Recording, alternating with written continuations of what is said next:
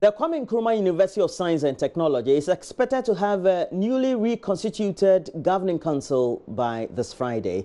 The Chancellor of the university, the Asantehene Otumfuo Setu II, is expected to lead the reconstitution of the new council, which is to take over from the interim council. Information Minister designate Kwadwo Nkrumah announced this after a crunch meeting with UTAG, that's the University Teachers Association of Ghana, and other stakeholders on Monday. The university is also to be reopened on November 8. Nancy Emefa was at the Ministry of Education where the meeting took place and brings us the report. Some 30 minutes into the meeting that began at 2 p.m., members of the University Teachers Association of Ghana stepped out of the conference room to hold a caucus meeting. They then rejoined the government team, which included the Minister of State in charge of tertiary education, Deputy Minister of Education, the Senior Minister, the Information Minister designate, and the National Security Minister. They emerged from the meeting again after 30 minutes, this time at the request of the government team.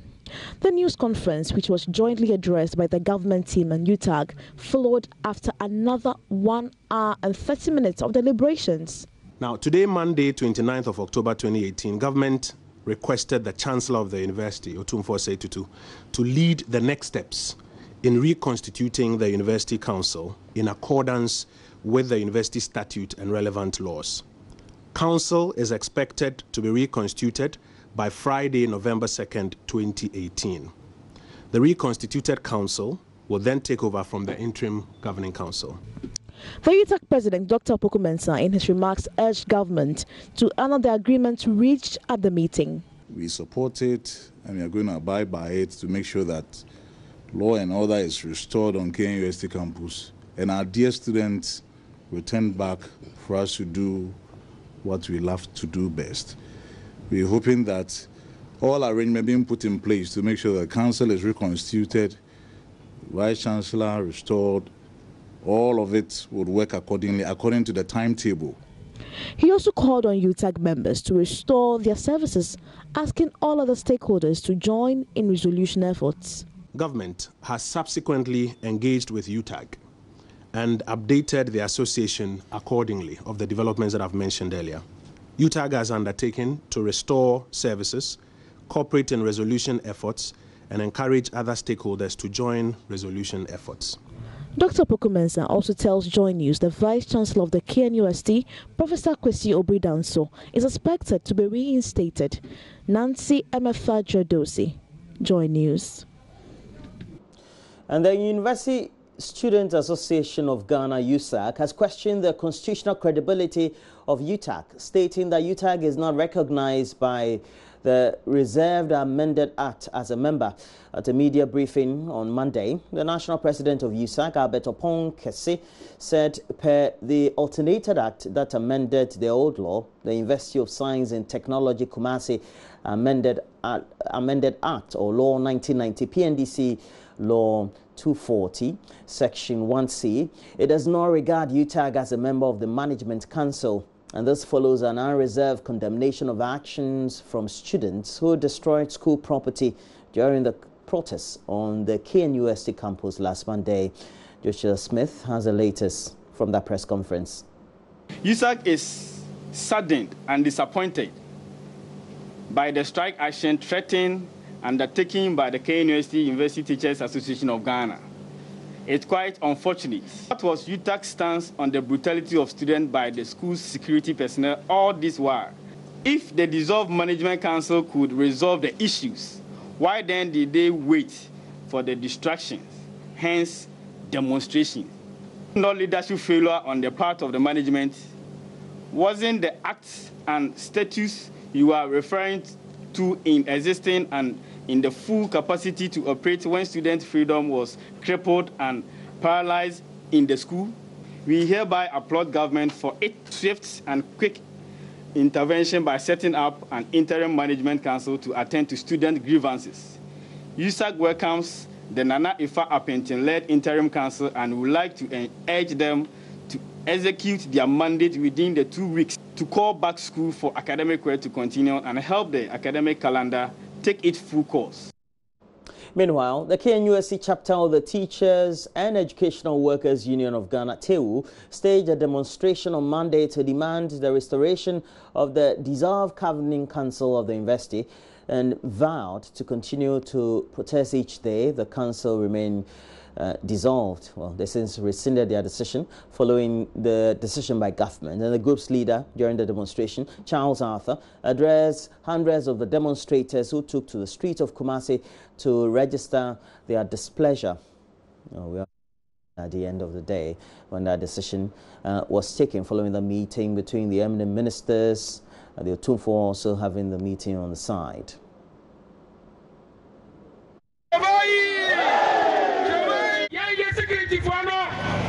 Students. That's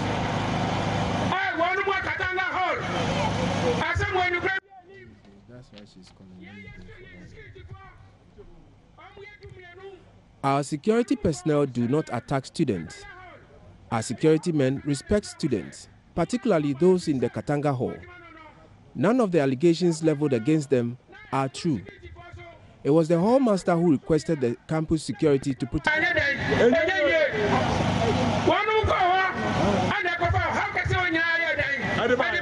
the students. That was no job too much for them to handle. So if police officials and others decide to take over, then it is problematic. The state security is responsible for all the troubles on campus now. If this matter is not resolved properly, then as workers who elected the government to constitute the council, we will not sit and look on. We will continue to gather here until the council is restored. TEU does not recognize the interim management committee. The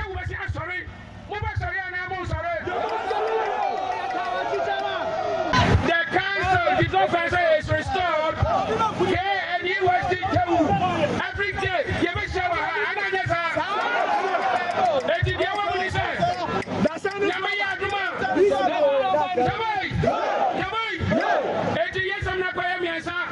One, government and restore. Council no. Two, you recognize IMC no. Yes. Three, second government and restore. Abribia, you may meet you hasa. I know yes, sir.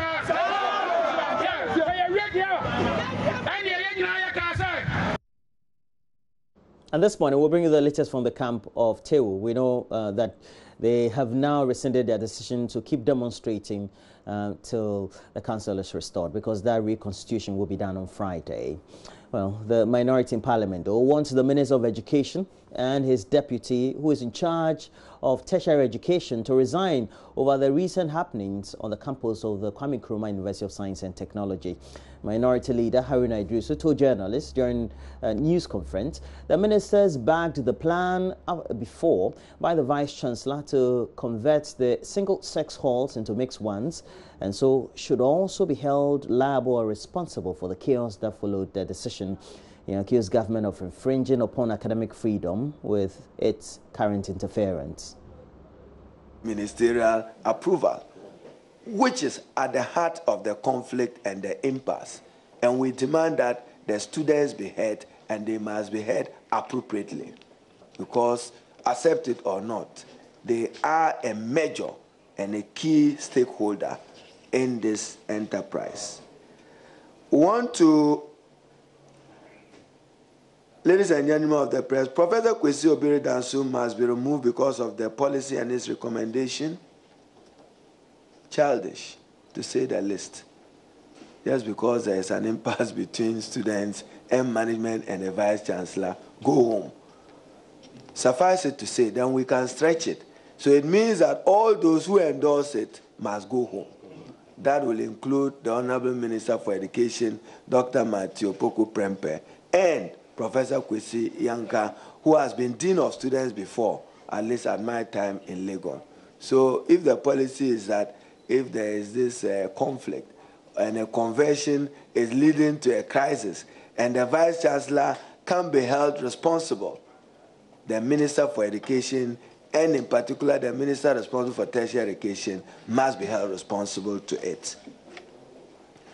More fundamentally, I want to express our deep worry for what appears to have become a consistent pattern by government to invade autonomous tertiary institutions and remove principal officers We know what happened at the University of Education, Winneba, the Ghana Institute of Journalism, and the Cape Coast Polytechnic. Let's not extend our petty partisanship into the arena of academia. These are respected persons who have demonstrated knowledge and contributing to knowledge development in our country. We declare. And the minority is also accusing President Kufuor of committing an illegality in the appointment of Martin Uti Jako as the Deputy Bonafo Regional Minister. The Constitution requires that the President to consult substantive ministers in appointing deputies. The minority says the appointment was done in a breach of the Constitution because there was no such substantive minister at the time the deputy was said to have been appointed. Minority Leader Haruna Idrisu is asking the President to do the right thing and withdraw the nomination. Well, he was speaking at the ministerial vetting of the Bonafo Regional Minister designate. The President shall, with the prior approval of Parliament, appoint for each region a Minister of State who shall represent the President in the region and be responsible for the coordination and direction of the administration machinery in the region. And Chair, this is my emphasis. It reads 2562. The President may, in consultation with the Minister of State for a region and with the prior approval of Parliament, appoint for that region a Deputy Minister or Deputy Ministers to perform such functions as the President may determine. Chairman, may I also refer you respectively to Article 79 of the Constitution, and it provides, which is built up to Article 78, on appointment of ministers at the level of cabinet. And 79 reads, and I quote, Chairman, the President may, in consultation with the Minister of State and with the prior approval of Parliament, appoint one or more deputy ministers. So, Chairman, who did the President consult in this instance? Because as far as we are concerned, we have only considered the nomination of a proposed minister for the Bron Ahafo region in the person of Honorable Evans Opoku Bobie. Now, should the President, this is my assumption, say that he consulted with Honorable Evans Opoku Bobie, Chairman, with all respect, in the Sassan ruling of the Supreme Court in J.H. Mensah versus Attorney General, 1997, as reported, once the Honorable Evans Opoku Bobie has not had the approval of Parliament, he cannot be the person to whom the President can consult or will consult. Therefore, we find it constitutionally inappropriate to proceed further with this vetting. I want to raise that strong objection. However, the Majority Leader, Oseche Mensah, says former Bonafo Regional Minister Asuma Chireme was consulted when the appointment was made. The President may elect to appoint a Deputy Minister for a region. He may or may not appoint a Deputy Minister. If he decides to appoint a Deputy Minister, he must consult the Minister of State. The question to ask is whether the President consulted the Minister of State. Who was the Minister of State at the time?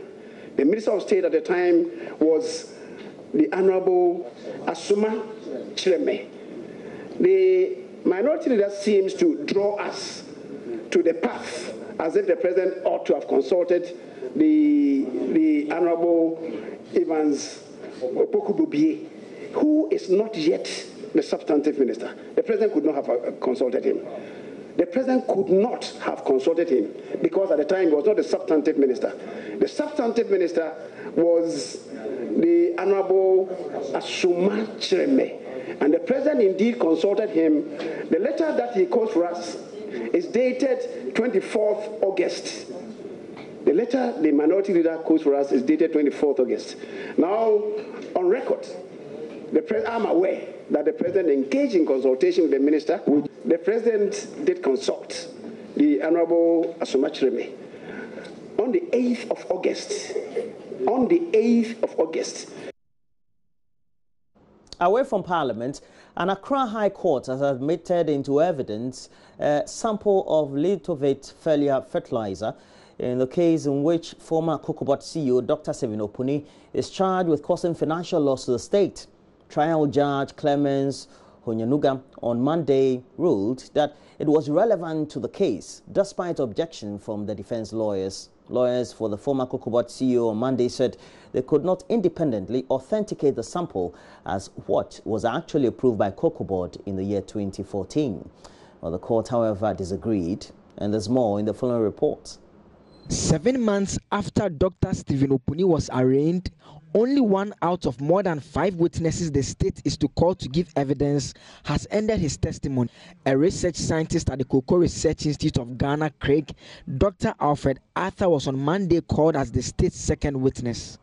He said he had worked with Craig over the past 8 years, rising through the ranks to become the acting director of Soil Science Division. Dr. Arthur informed the court he was tasked by Craig to test a number of fertilizers, including the controversial Litovate foliar fertilizer. It will be recalled the state prosecutors had accused Dr. Opuni of causing the loss to the state in the award of the foliar fertilizer supply contract to businessman Seydou Agongo. The efficacy of the fertilizer as well as its short testing period has been subject of intense debate between lawyers on both sides. Lawyers for the former Kokobot CEO on Monday objected to the presentation of a sample of the fertilizer as evidence. Lead counsel for Dr. Opuni, Samuel Kujo, on Monday argued the sample presented cannot be what was tested by Craig in 2013. He insisted the container would have been lighter if it had been used by Craig. Director of Public Prosecution Yvonne Atakro Bobisa urged the court to disregard the objection and admit the sample since it was relevant to the state's case. She explained the witness, Dr. Alfred Arthur, who tested the fertilizer, had identified it and was to tell the court what quantum was used in 2013. Justice Honyanuga overruled the objection, saying it was relevant to the case. The defense lawyer then objected to another document which the state wanted to present to the court. The document was the test result as recorded by Dr. Alfred Arthur. That objection was also overruled. The case has been adjourned to November 2. Away from the court, a former Attorney General, Dr. Obed Asamoah, has described as unconstitutional calls by traditional authorities in southern Volta for the referendum on the creation of the proposed OT region to be extended to the entire Volta region.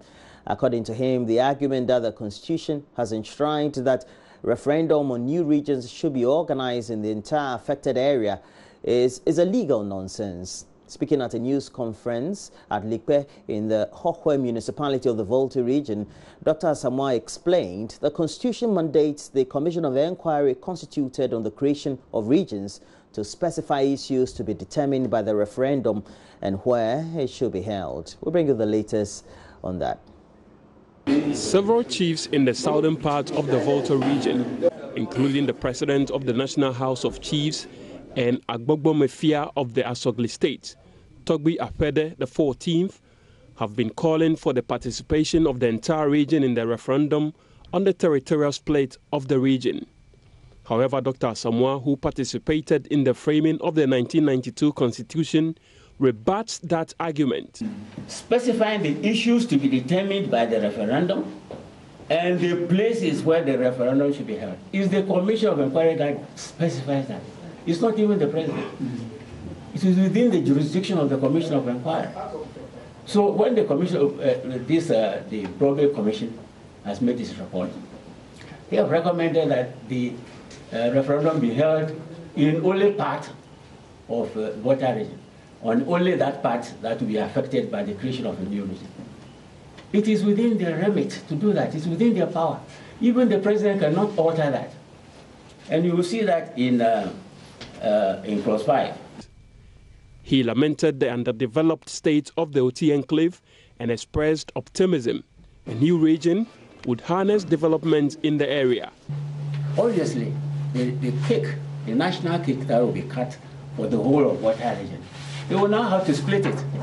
And some of it will have to go to the north. The people in the south alone cannot benefit from all of it because the government will assign a certain part of it to the north. If you look at the south, you can count the number of prominent people who held government positions. Naturally, they influenced the decisions of government with regard to development. Dr. Samoa, who indicated he has no personal interest in the call for a new region, urged the opposition National Democratic Congress to fully support the cause so as not to lose their stronghold to the governing New Patriotic Party. I am only fighting for posterity. I don't have a personal interest. Now, this political issue that I raised, you will see the last paragraph of my statement that I'm warning the NDC people not to be seen to be against OT region. You know, it's because of the experience of Upper West. If the OT region is created, and it will be created because the people in the north, I mean from this side, they are going to vote massively for it. When it's created, and it appears it's the NDC that was resisting the creation of it, the political consequence will be that the NDPP will harness the support of the people. Fred Kwame Asari's report for JoyNews. And that's it for the latest news update we have. We have more news. We'll be reviewing the newspapers. We'll look at the front and back pages, of course. We'll look at myjoyonline.com. But as of now, on the international front, you would know that some 5,000 troops, U.S. Army troops, have been ordered by Donald Trump, the president of the United States, to head towards the border around Mexico because they have thousands of migrants who are coming from Honduras and the rest of Southern America into the United States seeking some solace. We'll see how that goes. We'll bring you all those updates when we review the newspaper. Stay with us.